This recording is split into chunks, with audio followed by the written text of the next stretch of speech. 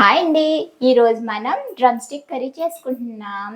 ఇది చాలా టేస్టీగా ఉంటుంది. ఇంకా హెల్త్‌కి కూడా చాలా మంచిది. లాస్ట్ వరకు మిస్ కాకుండా చూసేయండి. ఎందుకంటే లాస్ట్‌లో ఒక స్పెషల్ ఇంగ్రీడియెంట్ వేసుకుంటున్నాం. మీకు కానీ నా రెసిపీస్ నచ్చితే please like, share and subscribe. ముందుగా ఆయిల్ హీట్ చేసేసుకుందాం. ఆయిల్ హీట్ అయిన తర్వాత జీడిపప్పులు వేయించుకుందాం.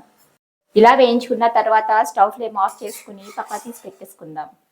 మళ్ళీ అదే ఆయిల్లో 3 ఉల్లిపాయ ముక్కలు ఇంకా 6, 7 పచ్చిమిర్చి ముక్కలు వేసేసి వేయించుకుందాం. కొంచెం పసుపు, రుచికి తగినంత సాల్ట్ ఇలా బాగా కలిపేసుకుని మూత పెట్టుకుని కుక్ చేసుకుందాం.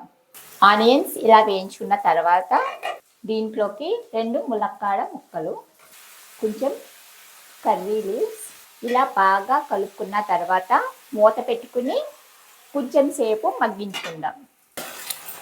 ముక్కలు ఇలా మగ్గిన తర్వాత దీంట్లోకి 1 టేబుల్ స్పూన్ అల్లం వెల్లుల్లి పేస్ట్ వీటిలో బాగా మిక్స్ చేసుకుందాం. ఇలా జింజర్ గార్లిక్ పేస్ట్ వేసుకుని 1 మినిట్ వరకు వేయించుకున్న తర్వాత 2 టమాటా ముక్కలు వీటినన్నిటిని బాగా మిక్స్ చేసుకున్న తర్వాత మూత పెట్టుకుని కొంచెం మగ్గించుకుందాం.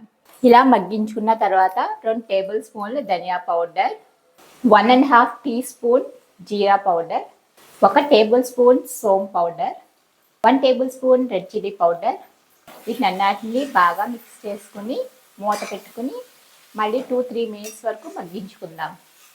ఇప్పుడు 1 గ్లాస్ వాటర్ ఇలా బాగా మిక్స్ చేసుకుని మూత పెట్టుకుని ముక్కలు మెత్తగా అయ్యేంత వరకు కుక్ చేసుకుందాం. ఇప్పుడు దీంట్లో జీడిపప్పు, 2 టేబుల్ స్పూన్లు వేయించుకుని పొడి చేసుకున్న నువ్వులు బాగా కలిపి 1 మినిట్ వరకు కుక్ చేసుకుందాం. 1 మినిట్ తర్వాత స్టవ్ ఫ్లేమ్ ఆఫ్ చేసుకుని వేడివేడిగా సర్వ్ చేసుకుంటామే.